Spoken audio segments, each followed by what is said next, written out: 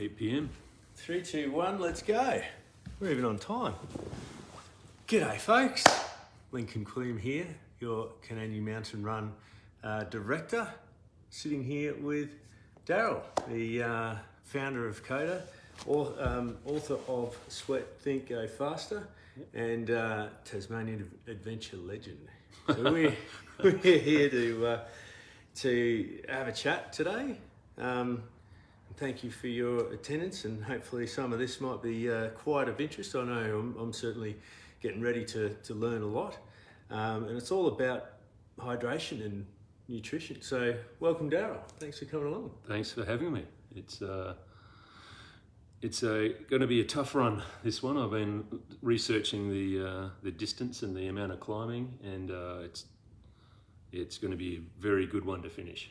Yeah, it's certainly going to pack a punch. So I guess we're talking about the 68k ultra there, but I think even the 27k, it's going to pack a bit of a punch as well. Absolutely. We're just looking at the elevation profile, and there's not much flat on there. There's No. a lovely section of pipeline track. But KODA is also a sponsor. The official hydration sponsor of Kunanyi Mountain Run, and thanks Darryl and team for that. So you'll be seeing some of their products out there at all their aid stations, and some spot prizes and the like. But yeah, tell us a bit about KODA, Darryl, and I guess why KODA, and what's the aim, the vision with hydration and nutrition? Yeah, sure. Well, for many years, 25 years, we were Shots. SHOTZ, and we had a name change a couple of years ago, just before COVID hit, and changed the name to KODA with the idea of going into the US. And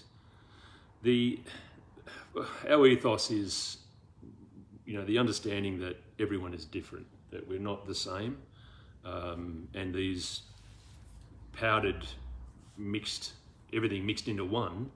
While it sounds great and while it makes things very simple, the fact is we need to separate hydration and calories, and that's what we do. The fact is, whoa, hang on, sorry, tech issues here. Yeah. There we go. Because sorry, right. We're just so we can have the comments here for questions later. All right, sorry. Yeah, no worries. Yeah, so it's about the understanding of why you separate hydration and calories. In that we all sweat different amounts, so we need to drink different amounts, and we experience different temperatures. And this is a perfect example of an event where it might be 1 degree in the morning and 25 degrees in the afternoon. That could quite easily happen. This morning in South Hobart it was 3 degrees and at the top of the mountain was -1. So in that case, you don't need to drink a lot of fluid because you're not going to be sweating much. On the other hand, if it's starts at 12 or 13 degrees in the morning and gets up to 30, which sometimes happens in April, then anything can happen. Yeah, absolutely, anything can happen on this mountain. Then obviously you're going to be sweating a lot more, so you need to be consuming a lot more fluid. So with a preset or a pre-mix solution, you're locked in to that solution, and it's very difficult to change. So you need to be able to make those changes accordingly based on your own unique physiological makeup, and then also the environmental conditions. So that's what's kind of sets us apart from others. Cool. So that's all awesome, and I understand a bit of it, but for people who are new to the science, I guess, behind hydration and nutrition, well, hang on, what is hydration? What does that actually mean? I mean, we need to drink water, but what's this hydration bit? Yeah, well, it's basically the fact is, when we're running and when we're sweating, it's just a process of keeping a safe core temperature. And obviously in hotter conditions we sweat a lot more, and that sweat, the result of that is actually losing blood volume. because when we sweat, the water that ends up on our skin comes from the water component of our blood. Our blood's about 80% water. So when we sweat and not replace it, we're losing blood volume. We've got less blood available. And less blood means that we're just not going to function as well. So it's as simple as that. It's just making sure that hydration is basically trying to maintain your losses, but in hot or warm and hot conditions, it's quite difficult to. So it's about understanding that you've got sort of limitations with the stomach, but yeah, hydration is basically trying to keep up with your losses, and the better you can do that, the better you can perform. Cool. So I mean, just on a sort of volumetric basis, we were talking about there, if we've got less water in our blood, then it'll become thicker and the heart has to work harder, and that consumes more energy, and then it's still not getting there, and the oxygen's not getting there, and the muscles aren't working. And I think, probably everyone who's done any kind of running's probably got dehydrated at some point and know how that feels. So I guess hydration is to stop that dehydration, right? Absolutely, yeah. And I think the simplest analogy is, if you cut yourself and you're losing blood, then you want to stop that bleeding. Yeah. Because if you can continue to bleed, then it's not good for us, is it? Yeah. So sweating is although we can't see actual blood coming out of our sweat pores, it's a very important component of that blood that we're losing, that we need to try and maintain as best we can. Yeah, cool.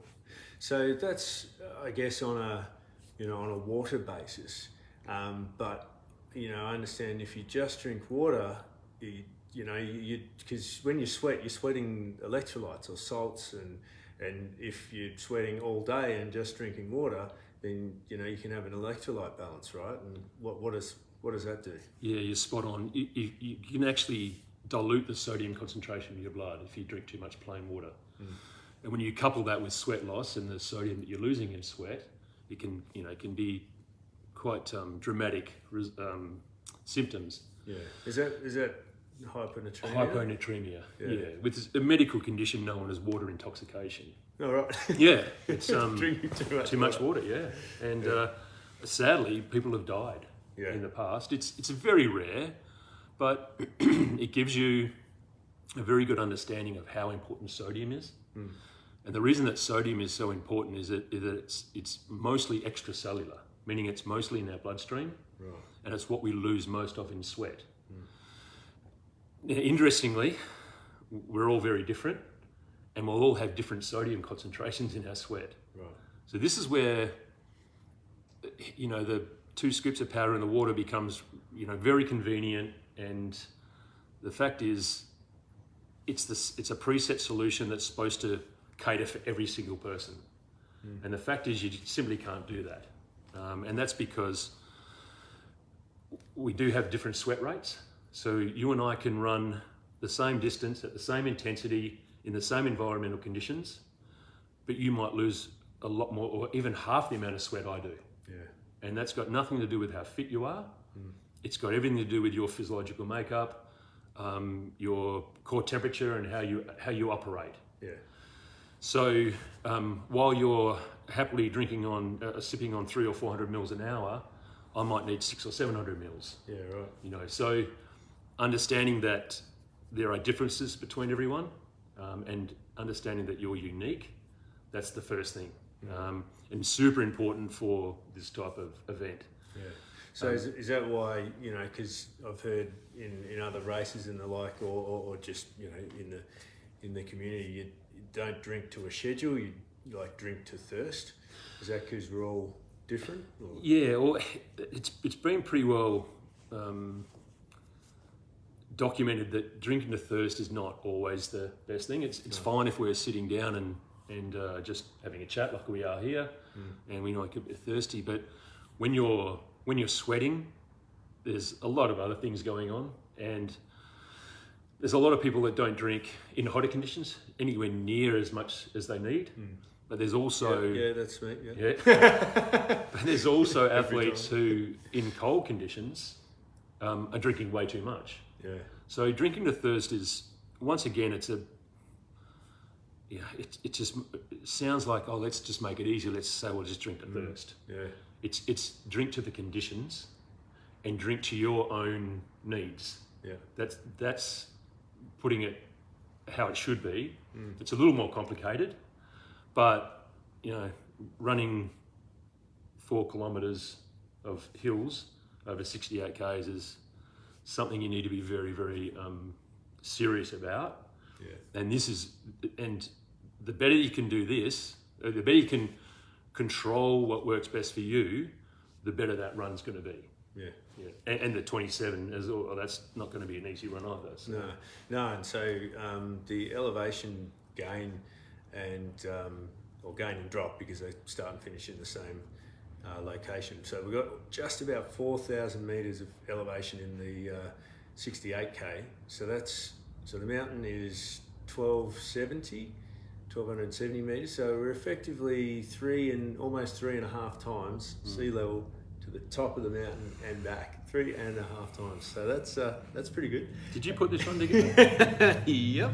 Gee whiz.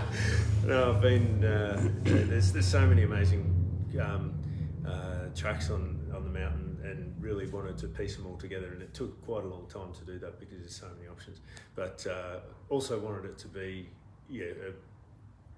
capture the diversity of landscapes and aspects of the mountain, and going across the neck of Sleeping Beauty down into Mountain River and in the farmland there. That's a unique. It's just across the other side of the mountain from town, but completely different. It's actually rural, and capturing that diversity of landscapes. So then. I could talk forever about that, but that's not what we were here for. But the elevation, just quickly on the 27k, is just over 1,600. So that's effectively to the top of the mountain and back, and then up to the top of Knocklofty and back as well. So they're serious runs. Yes.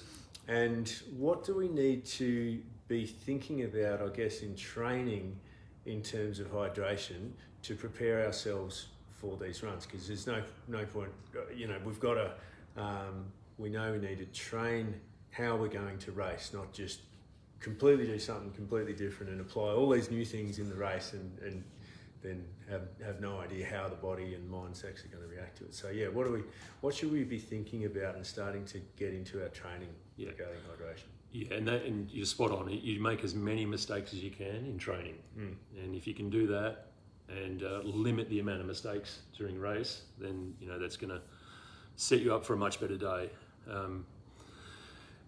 The thing is, with hydration, the two things that dictate how much you sweat are going to be the environmental conditions and the intensity that you're running at. Yeah. So obviously, the higher the intensity and the higher the temperature, the more you're going to sweat. It's that simple. So I think the most important thing is to have a look at the distance that you are running. Have a look at the amount of climbing you have to do, and then also the descending as well. Like, running downhill. Running downhill can be sometimes just as difficult as running up. Yeah. So it's not going to be, a cakewalk because, I've got all this descending I've got to do as well. Descending is so tough on the body. So no part of this run is easy. And that first 12.7 Ks, you're going 1,360 metres in 12.7 Ks. There's no flat in that. That is just up all the way. Except, we do have a lovely little bit of the organ pipes track underneath the organ pipes, but that means the rest of it is so steep. That's right. You do have that flat little bit there, which is beautiful. And if you do get a chance to look up to your left at the organ pipes as you go past, definitely well worth it. And to your right, and when you look down over Hobart. But you might be in a world of hurt by then. So my advice for that first 12.7 is to be very conscious of how much further you've got to go once you get to the top. Back to the hydration thing is that right now we really don't know what you're going to get. This morning was 3 degrees in South Hobart and it got to -1 on the mountain.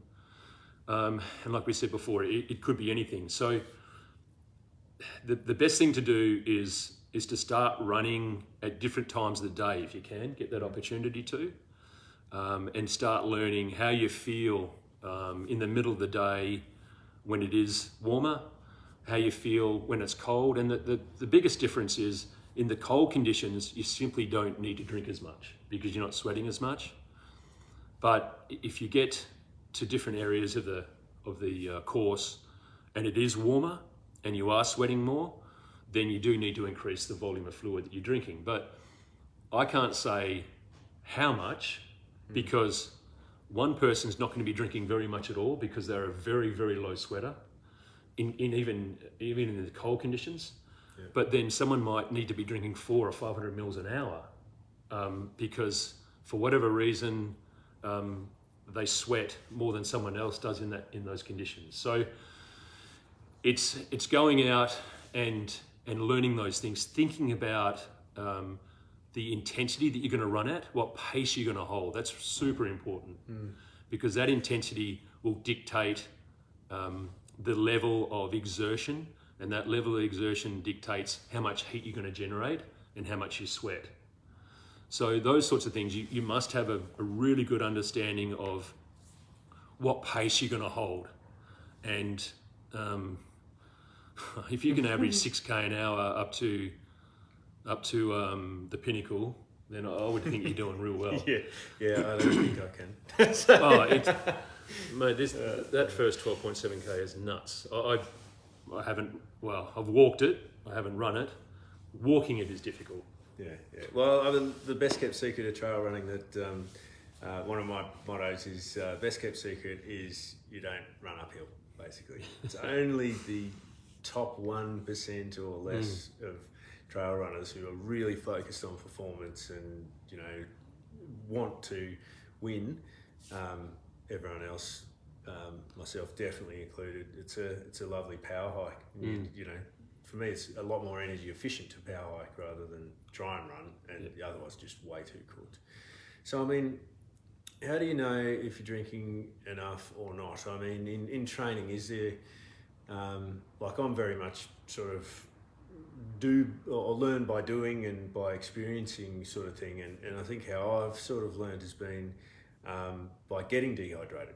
And right. And then knowing, well, that's not enough, and then drinking more. And I don't know if I've ever drunk too much, but yeah, I mean, apart from just getting dehydrated, knowing that's too much, how could people start to get to feel or know or study what is the right amount? I mean, is there an easy way, or does it get scientific pretty quickly? Yeah, it's a very personal thing, and it's firstly understanding how much you're losing, and the best way and the most accurate way is to do pre and post weighing, is to learn to a particular section of particularly if you live in Tas around Hobart, then there's no excuse for you about to do sections of this run and do pre and post weighing where you can get an understanding of how much sweat you lose, and it's really just your pre-weight, and it's got to be a nude weight. So it's all right. Get the gear off. No. At the silos. But I mean, it's not that hard to do. No, you take scales, you set up a little tent and jump in, and off Or if you're lucky enough to live close enough, you can do it from home. Yeah. But it just gives you a real good understanding of what your sweat rate is in those conditions, and then but it needs to be at the intensity that you intend to run on event day. There's no point doing it at 4-minute Ks because you're not going to be running that fast. So it's got to be an intensity close to what you're competing at, because that'll give you a more accurate reading. But do it in a range of temperatures as well. So, if you get the opportunity to go out and do a run on the weekend, and it's I think it might be a warmish weekend in Hobart or wherever you are, run in the middle of the day if you get the opportunity on a Saturday or Sunday when it's a bit warmer, and see what your sweat rate is at that temperature. Yeah. Just do your pre and post weight, because the difference between your pre and post weight from a run over an hour or two is an approximation of how much sweat you've lost in that time. Yeah. So if you do you then minus what you've drunk? Yeah. As well, So if you are taking drinks with you, you weigh your drinks. So that goes with your pre-weight. Yeah. And you might have some drink left over. So in your post-weight, you weigh with that drink as well. And that gives you a net loss. So it's calculating how much you've consumed. Yeah. So you could jump on the scales with the bottles, with the actual flasks that you're taking, even though everything else is nude, and then jump on again with the flasks as they were. Correct. And then if you refill during the run, well, that's something you need to take care You can add that to your pre-weight. If you have filled up along the way. Yeah. And so what if we're drinking enough, what should that net loss be? Should it be zero or what? No, the thing is, we're limited to what our stomach can tolerate. So there'll always be a deficiency. So it's reason why we just can't keep going and going and going and never have to stop.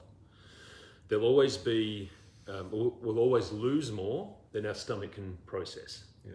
And that's as simple as a volume thing. And the fact is that the surface area of our skin is way larger than what our stomach is.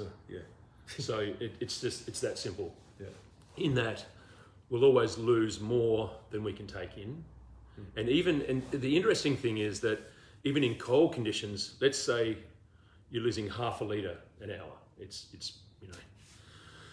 It's coolish, and you're losing 500 mils. Normally, drinking 500 mils an hour wouldn't be too difficult, but if you're only losing that much, we can only really replace a small percentage of that, and it's generally around 50 to 60% of our loss. If we go into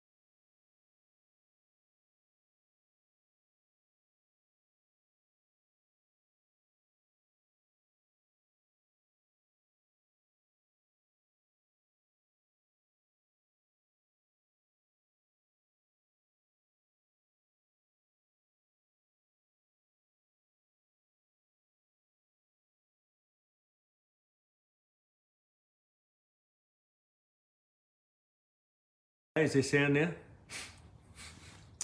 Oh no. Oh.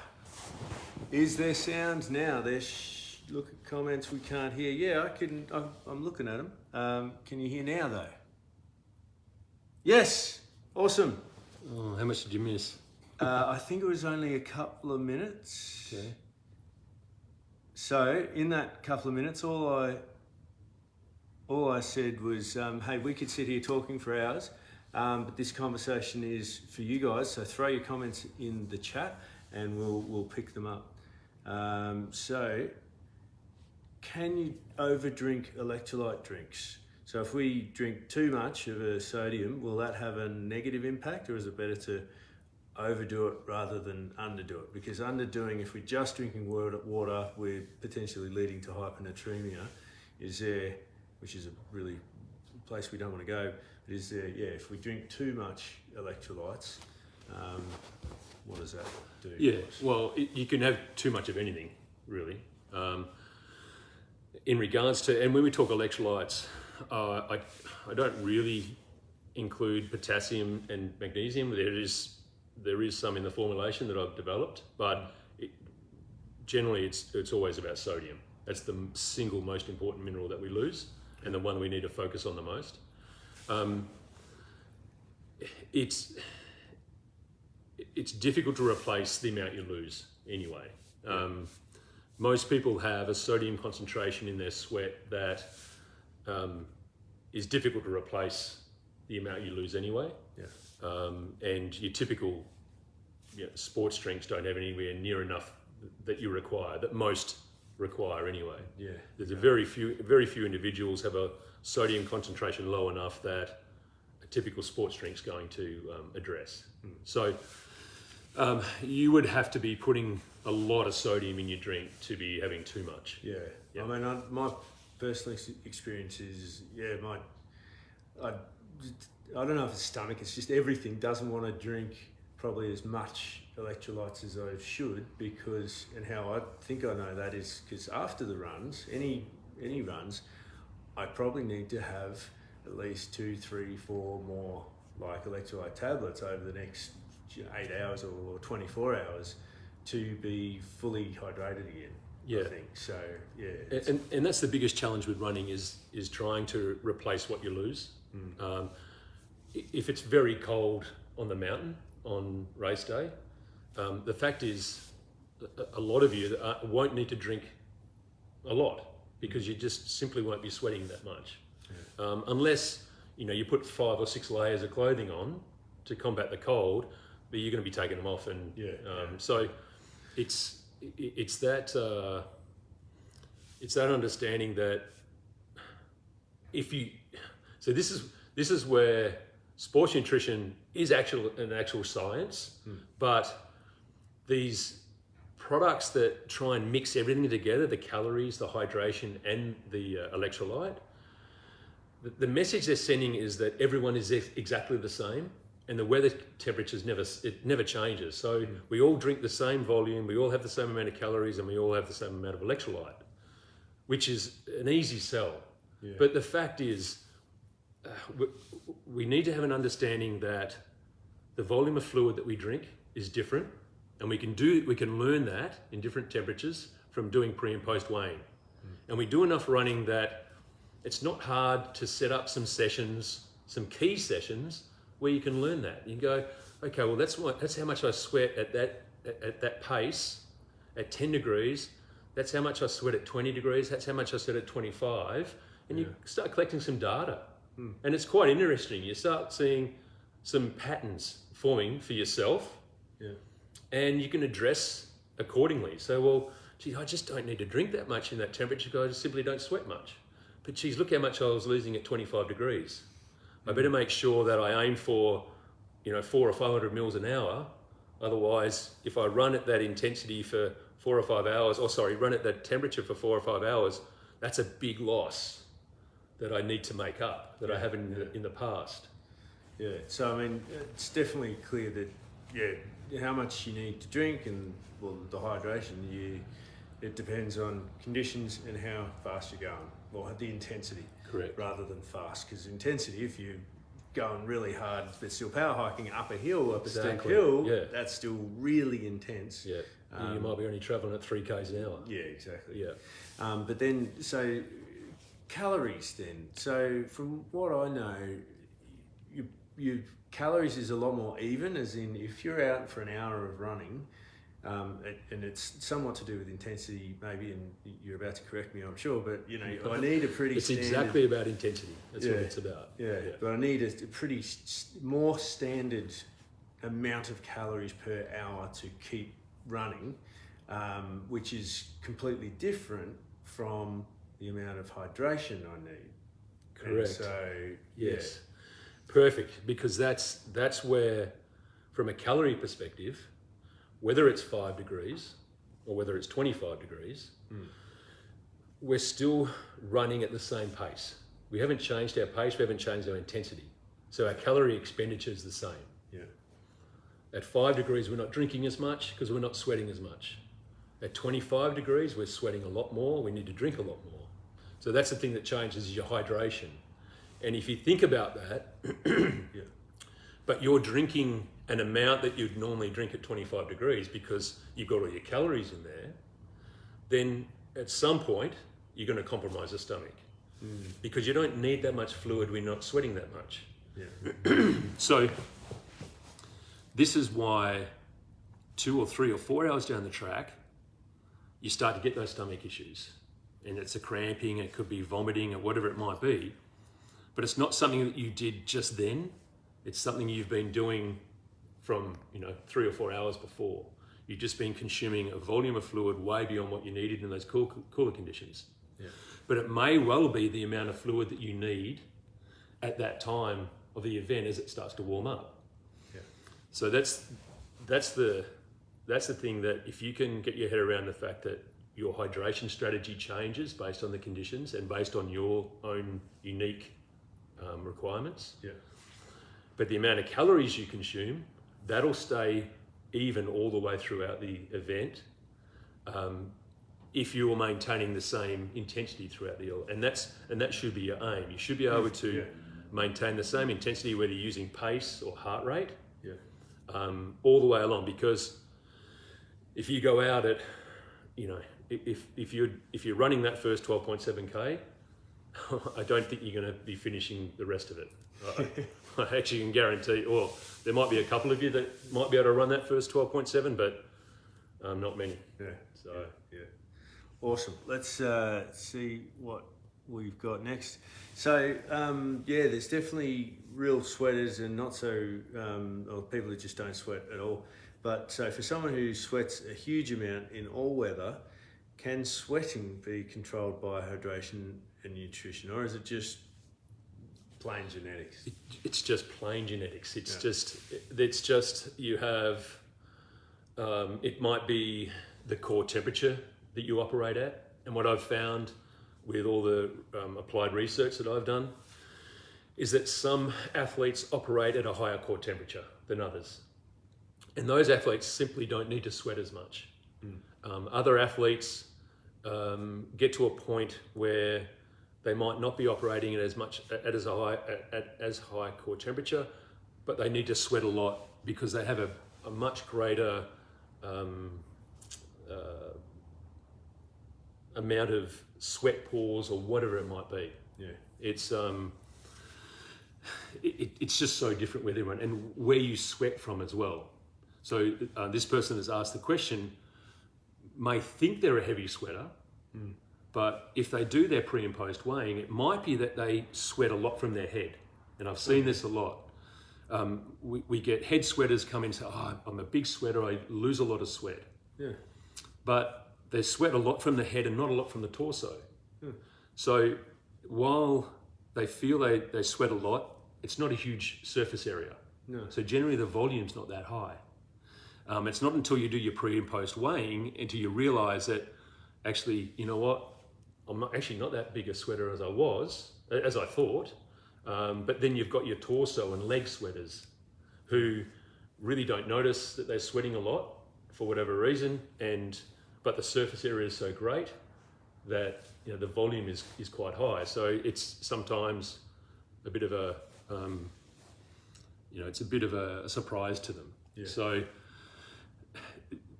there's no pattern to it, and if you are a heavy sweater, obviously you play to your strengths.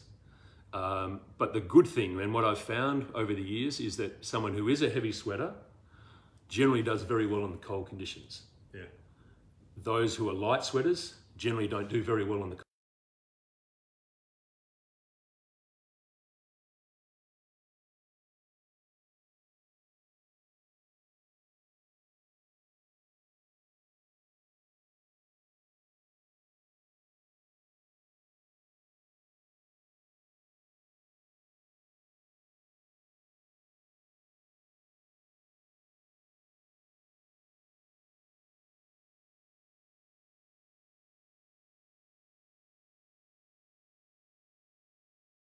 Five minutes left. So that's Sound back? Yep. Sound should be back now.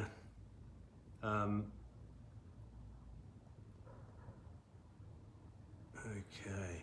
Can you rely on calories consumed before or early in a race, or do you need to eat constantly? You need to eat constantly. Yeah. And for an event like this, particularly if you're doing the solo, you need to start early. There's no point starting an hour or two into the event. You've got to start in that first half hour. Yeah, and that's the mistake I always make. It's like, I'm feeling great. I've had a great big breakfast, and I don't need to. What am I doing carrying all this stuff? And then when I start to get hungry, it's just like, I'm already in an energy low. It's just like, well, no, I should.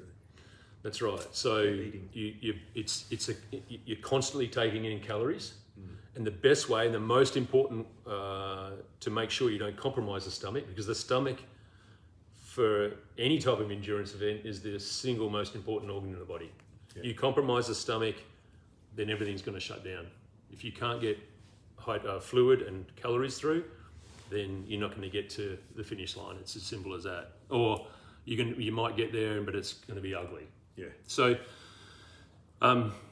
it needs to be an amount each hour, and it might be 150 calories an hour, it might be 200 calories an hour, it might be 230 calories an hour, and that's going to be based on your intensity. It's not going to be based on how much you weigh.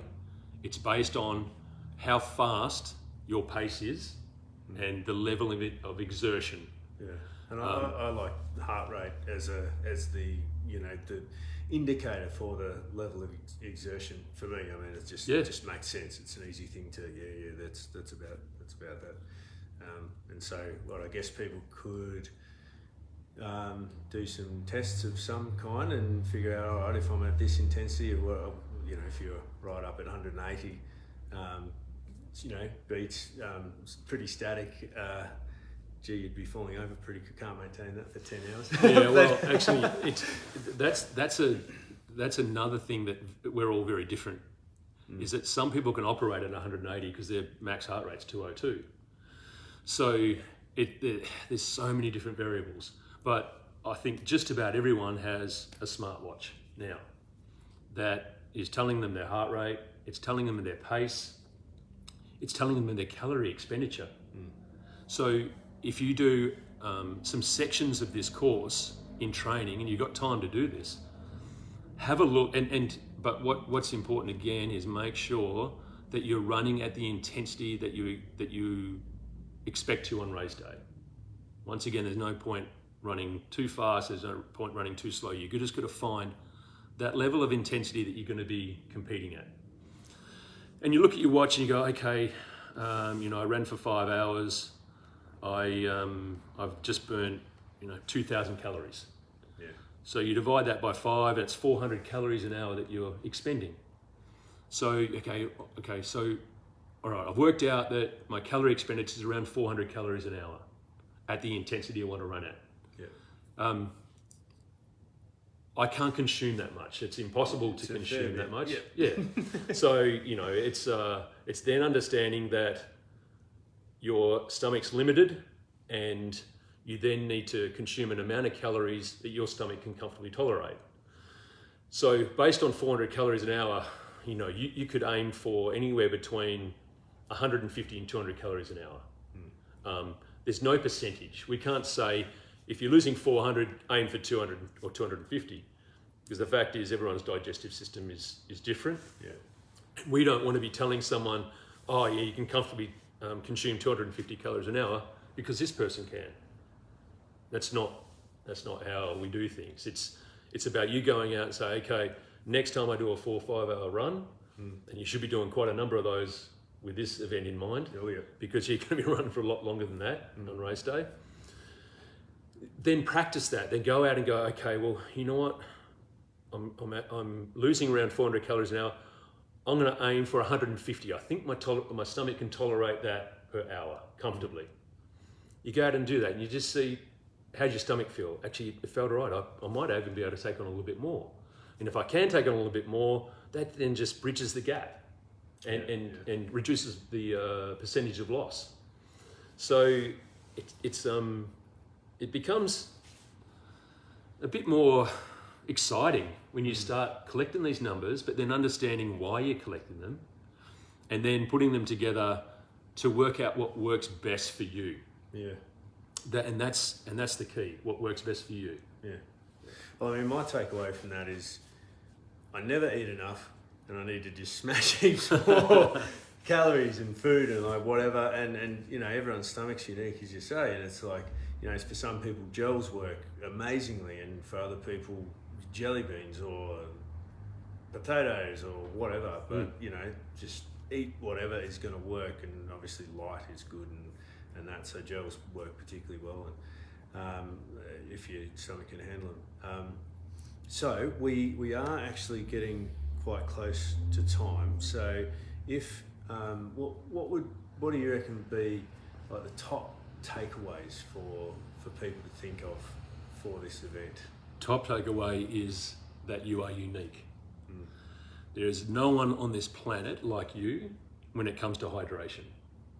You have unique requirements. So the volume of fluid that you need is going to be, it's for you, it's set for you. It doesn't matter what anyone else is doing. Yeah. You can't learn from your friend or your coach and what works for them. It's 100% about what works for you. So I guess having confidence in what you're seeing, whether that's by feel, if you're more a feeling person or analytical person, by the data that you're getting, have confidence in what you're picking up from yourself. Absolutely, and it's basic maths. It's not difficult. You're collecting data that's relevant to you. So you're collecting information on yourself, and then you're gathering that information, and then you're learning what your stomach can tolerate when you're running. So the better that you can manage your losses, the less demanding this event's going to be. Because it's going to be super demanding, but if you can get your nutrition and hydration just right, it's going to be staggeringly important for this sort of, the amount of climbing that you have to do and descending. It's a challenging event. Yeah, I'll throw a takeaway in there. Drinking just water has risk of hyponatremia, especially if you're doing the ultra solo, but even the 27K. So please consume electrolytes with your water, with your hydration. And that is hydration. If you're just drinking water, well, you're just drinking water. You're not actually properly hydrating yourself. And maybe I'm not correct in saying that. No, you're spot on. You're spot on. Oh, good. It's water and sodium. If you're drinking water, that's only one part of it. The sodium is the other important part of it. Good. All right, what's another takeaway? The separate calories and hydration. Yes, that's very important, particularly for an event where you might experience a huge range in temperatures. So if you can just go away thinking that, right, I don't need to drink as much in the mornings because it's going to be cold, and it's going to be cold. But during the middle of the day, it may get up to 25 degrees, we don't know. But have that understanding that, I'm going to have to increase the volume of fluid that I'm drinking as it gets hotter, because I'm going to be sweating more. But then as it starts to cool off again later on in the day and into the evening, where it's going to get cold again, I can back off on my hydration. but I keep my calories consistent all the way through. Yeah. That if you can do that, it doesn't put pressure on the stomach. You're consuming an amount, or you're hydrating based on the conditions you're experiencing at the time. And if you can do that and avoid stomach issues, then that's going to make for a much more pleasant day. Yeah, awesome. And so from a practical perspective, go and have a look at the electrolytes that you are consuming. If they're rammed with sugar, then you are already getting calories in there, and it may be, if you got issues with your stomach, that may be a cause of it. So I know KODA doesn't have the calories in them, it is just the electrolytes. Right. Exactly. And so give them a shot, and then you need to get your calories from elsewhere. Personally, I'm a great fan of just jelly beans. And M&M's. Oh, we need to talk about energy to volume ratio, and we need to talk about thermic effect. Okay. So maybe another time. Maybe another time, yeah. Any other one last takeaway? My audio book. Yes. Sweat, Think, Go Faster. Yeah, because we've just gone. So there's so much more. Yeah, so I've made it quite conversational, and I've tried to make it as simple to understand as possible, because it can get a bit complicated. Yeah. The big marketing companies have made it very simple for us in that we put everything in the one bottle and that's all we need. The fact is, that's not all we need. We need to separate, if we want to do it properly, separate hydration and calories. But it's on Apple, it's on audiobooks, it's on Google Play, It's on audiobooks.com. So, and we will put a link in the comments to this as well. Cool. Yeah. Awesome. Thank you. Well, I'm happy to come back anytime. Any more questions, just let us know. Beauty. Well, thanks for coming. No worries. Thank you. I think we've hopefully, we might take questions on notice, and that's all we've got time for. Cool. Cheers, mate. Thanks, everyone. See you later. I've got to ask my tech person to turn it off. Bye.